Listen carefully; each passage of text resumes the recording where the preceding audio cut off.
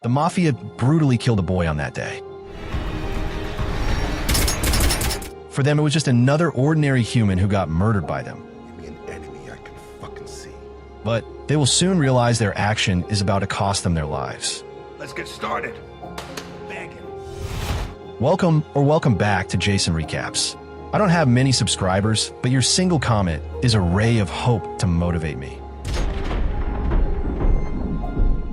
The movie kicks off with a brutal scene that'll make your stomach turn. Picture this, a regular armored cash truck going about its business when suddenly, a supposed road crew waves it down.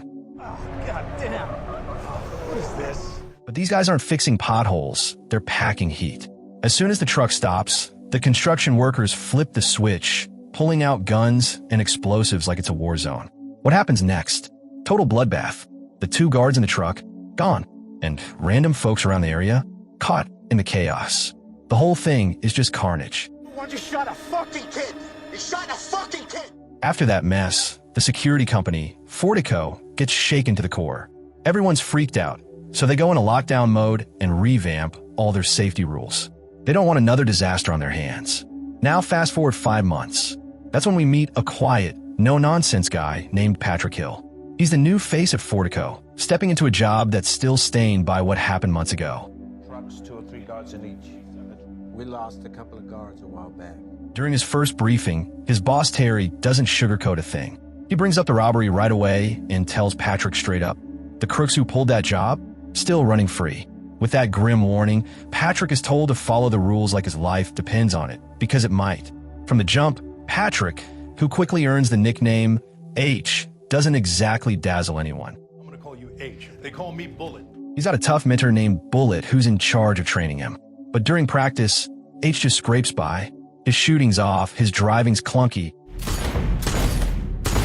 and the only thing he nails is showing up on time. You'd think he'd get fired, but H seems like he's got something to prove. Back in the locker room, Bullet starts introducing H to the crew. Everyone sizes him up. Ladies and gentlemen, may I introduce H? He's clearly the outsider. Their sweet boy, mouthy, cocky, and ready to test H with some backhanded jabs. Then there's Dana, the only woman on the squad, who doesn't say much but keeps an eye on him. And let's not forget Sticky John, who's clearly not thrilled that H has taken a spot. The vibes are tense, to say the least. H's first shift is pretty basic. He rides along with Bullet and Sweet Boy, doing normal money pickups around town. Before they even hit the road, Bullet sets the tone, telling H that in this line of work, they hunt, not hide. As they drive, Sweet Boy casually drops a bomb. He was actually supposed to be in the truck that got hit 5 months ago, but he called in sick that day. Sick? Hungover. Turns out staying at his mom's saved his life. That day's pickups go smoothly, nothing out of the ordinary. Once they're back at headquarters, H notices how serious the security setup is. Locked gates, body scans, metal detectors, you name it. Wakey, wakey, Sticky. Sticky John guards the entrance like a hawk. When the day's done, the guards all hang their ID cards on a board. A weird little ritual that seems like more than just routine. Before leaving, H takes a second to scan the names and faces on those badges. Like he's memorizing something important. Later that night, the team heads to a bar for some drinks. Bullet invites H along, and he shows up, watching everyone carefully. The drinks are flowing, pool balls are cracking, and just when it feels like maybe H is settling in, things take a turn. Already got your road job. The others egg Sticky John on, pushing him to confront H for stealing his job. Sticky steps up, ready to throw hands, but H doesn't flinch. Sorry, you mind? Instead of fighting, H coolly hands him some cash and tells him to buy a drink and chill. That little power move shuts things down quick. Let me buy you a beer.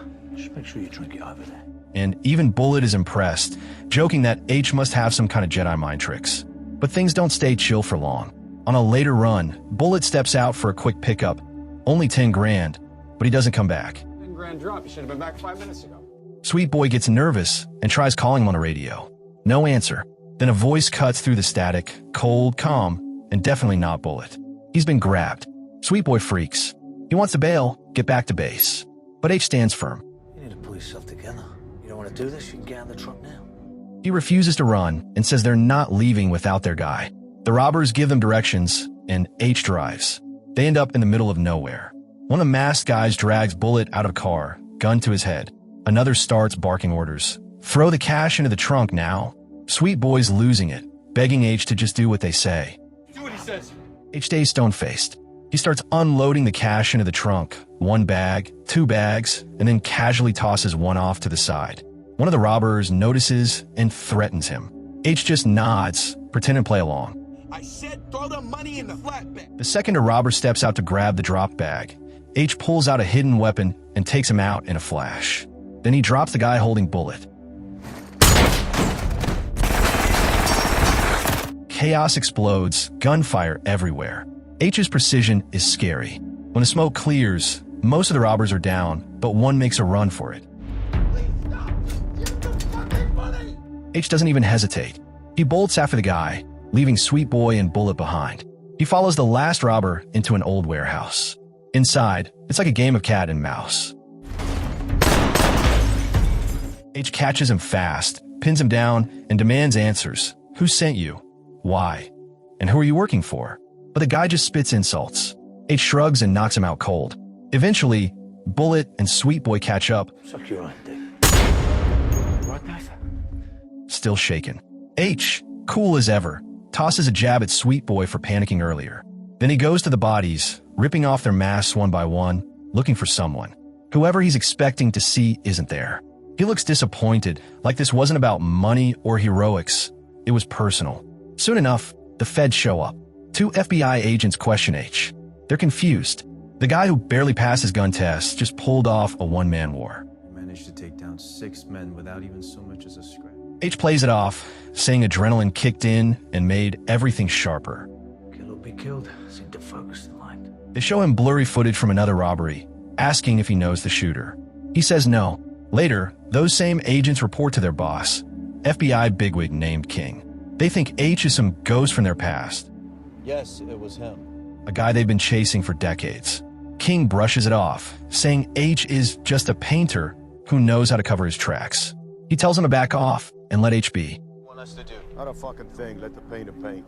Back at Fortico, Terry, the boss, wants H to take a break, go through therapy, all that usual corporate damage control stuff. But the top execs think differently. They see H's heroics as good PR, so instead of benching him, they give him a promotion. Terry and I discussed your promising future. Have you heard the crews talking? They're inspired. Just like that, H is back on the trucks like nothing ever happened. While everyone at Fortico thought H was just doing his day job, the guy was secretly running his own little mission. On the surface, he looked like your typical guard, but behind the scenes, he hired someone to dig into every single employee's background. Fortigo personnel files, family. We're talking serious dirt. Family pictures, job files, even coroner reports from the guards who died in that brutal robbery months ago. He wasn't just curious. He was hunting for something or someone. 3 months rolled by, and one day, H and Bullet were out doing a normal run, nothing special. But out of nowhere, their truck gets hit again. Another group of armed robbers shows up. These guys spray black paint all over the truck's windows and mirrors, blinding them. Bullet hits the radio fast, calling it an emergency, but the robbers aren't messing around. They start yanking the guards out of the truck. Bullet hits the ground, coughing and panicking, but H, he steps out like he's on a Sunday stroll. Calm as ever. And here's where it gets weird. The robbers take one look at H's face and bolt. No shots fired. No yelling. They just run like they've seen a ghost. Doors were open. What the fuck was it like? Back at HQ, Terry is scratching his head. He can't figure out what happened or why people keep backing down when H is around. Still, he tells the rest of the team to keep pumping up H's hero image. Terry is trying to say is that you're a legend. Bullet, though, is spooked. He whispers to another co-worker that there's something dark about H, like he's carrying some kind of curse. It was as if he recognized H, like he saw a dark spirit.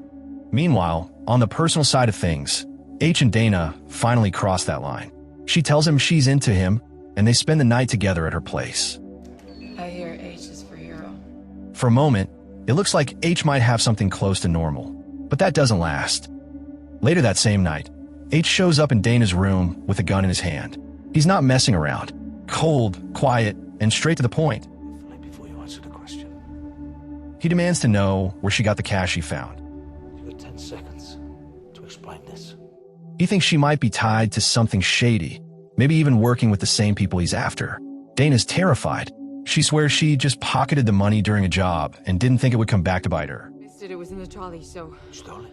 Yeah, I fucking stole it. H doesn't fully buy it. He tells her he knows all about her friends, her family, her contacts.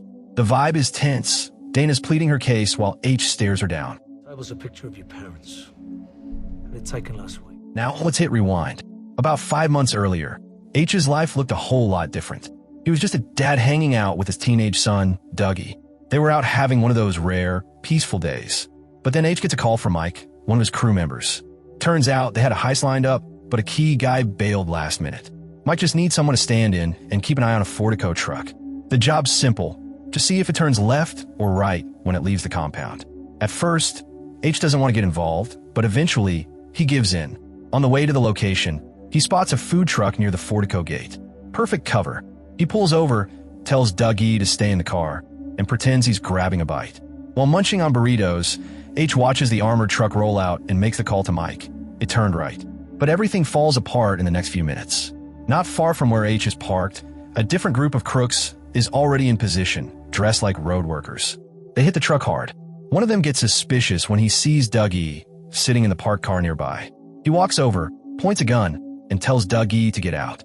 The kid is scared, calling out for his dad, but H is still chatting with Mike and doesn't hear a thing. Dougie follows the instructions, lies on the ground like he was told, but then he makes the fatal mistake of looking up. He sees one of the robbers take off his mask. That's all it takes. The guy doesn't hesitate.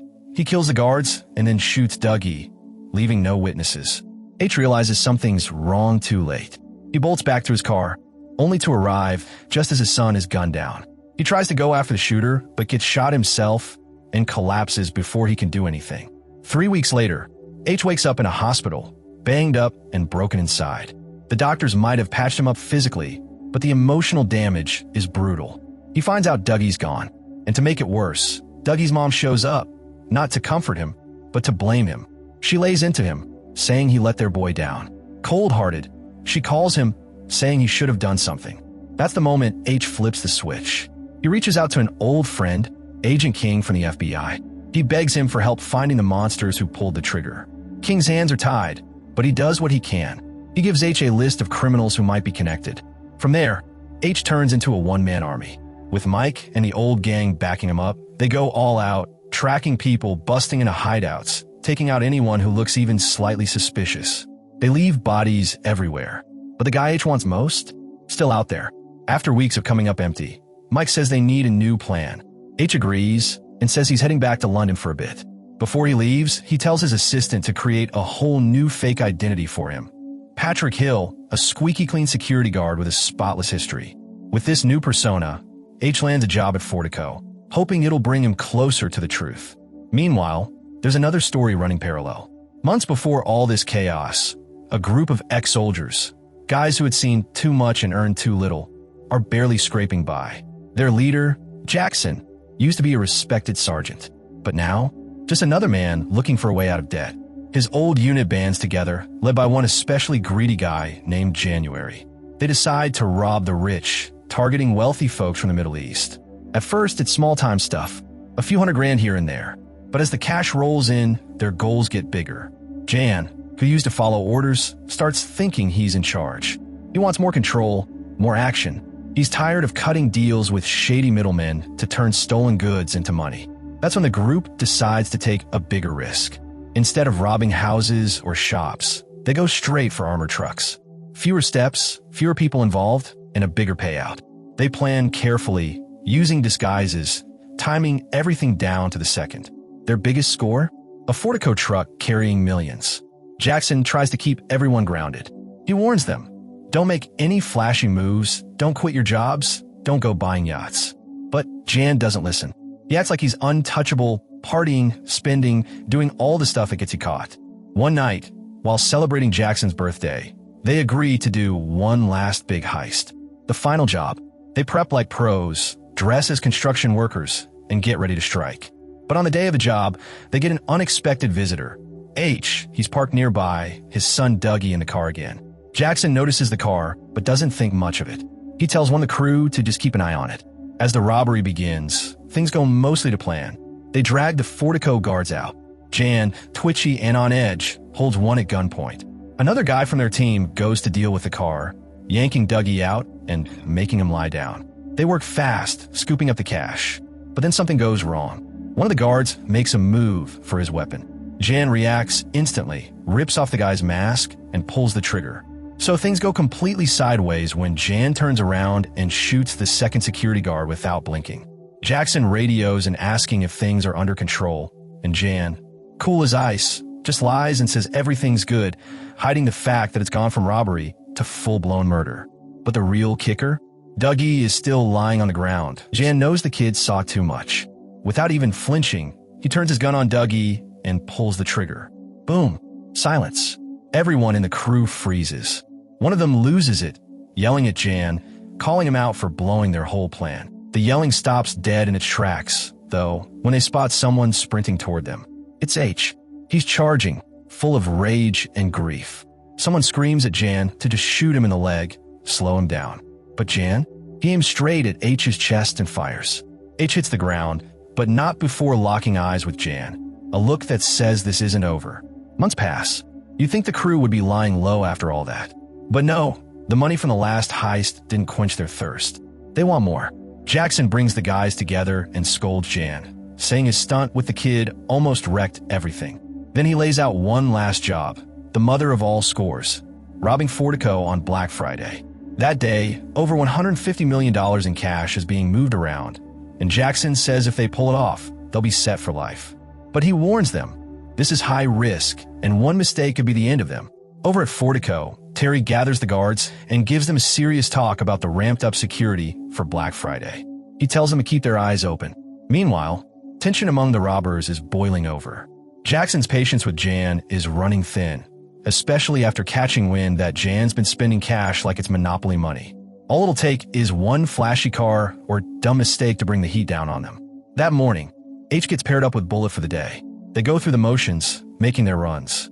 But just as they wrap up, Bullet drops a bombshell. He's the insider. He was the one helping the crew during the robbery that got Dougie killed. H is frozen. Bullet says the plan always involved killing the guards, but the kid dying? That wasn't part of it. As if that wasn't enough, Bullet admits he sabotaged H's gun that day. Took out the bullets so H wouldn't be a threat. Then he gives H some unwanted advice. Go with the flow during the upcoming heist if you want to stay alive. That's when H realizes how deep the betrayal runs. Bullet shuts down the cameras in their truck and drives it to the depot where Jackson and the gang are waiting. As they meet up, one of the robbers punches H in the face, warning him to behave. Jan and 3 others hop into the armored truck while Jackson and another guy tail them in a separate car. They roll up to the depot, and once the gates open, all hell breaks loose. The robbers flood the lot, pointing guns, taking control. They grab H, Terry, and the young guard. Bullet fakes being taken hostage too, just to sell the act. Nobody suspects a thing. Elsewhere in the depot, Dana strolls up to another truck to get a signature from a guard named Stewart. Totally clueless about what's going down, back inside, the robbers tie H up, slap a gun to Bullet's head, and demand that someone open the vault. Sticky John spots what's happening and hits the alarm, and suddenly the place is a war zone. Bullets fly. One of the robbers sticks explosives to the vault door. The firefight is intense. The guards fight back hard, but the robbers are in body armor and barely flinch when hit. One of the crew gets seriously injured though. Once the explosives go off, the vault door gets blown wide open. Jackson and his crew drive their vehicle inside and start loading up. The police show up outside. SWAT is en route. Jackson knows time is short. They've got about 8 minutes before the building gets flooded. The crew starts hauling money into bags fast. Most of the guard are gunned down, but 3 manage to hide. Dana, Stewart, and Shirley. Stewart wants to wait for backup. Shirley? Not so patient. She pops the truck door open and opens fire, hitting one of the robbers. It creates just enough chaos. That's when H makes his move to shoot one of the robbers in the leg. Then he whips out a knife and cuts himself loose. He frees Terry and the young guard too. The kid looks to H for guidance, but H tells them flat out, make your own choice. They slip out through a back exit, Terry dragging the kid to safety while H gears up with one of the dead robbers' helmets and gets ready for round 2. Shirley keeps firing, but doesn't make it. She gets gunned down. Dana and Stewart pick up weapons and jump into the fight. H moves with precision, knocking out one robber after the other. He takes a helmet off one of them and ends him without blinking. The rest of the crew realizes someone's taking them out. A wild shootout erupts again. H squares up with a heavily armored robber. It's brutal. Punches, grapples, everything. H tries to shoot, but his gun clicks empty. So he grabs a knife and finishes the fight the old-fashioned way. Jackson, seeing the situation spiral, yells for the guys to get the money and move out. Bullet meets up with Dana and Stewart, pretending to be their ally. He asks for a weapon. Stewart hands one over, and Bullet immediately turns on them, killing them both without a shred of guilt. H, injured but still fighting, takes down two more robbers before Bullet finds him. They face off. Bullet shoots H, leaving him wounded again. Then, cold as ever, Bullet finds a boy and puts a bullet in him too. No remorse, no hesitation. By the time things calm down, only Jackson, Jan, and Bullet are left alive. They rush down into the depot's garage, trying to escape before SWAT locks the place down.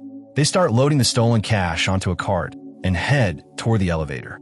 Jackson is hurt and slouched in the truck, but quietly picks up his gun. He's aiming at January. You can feel it coming.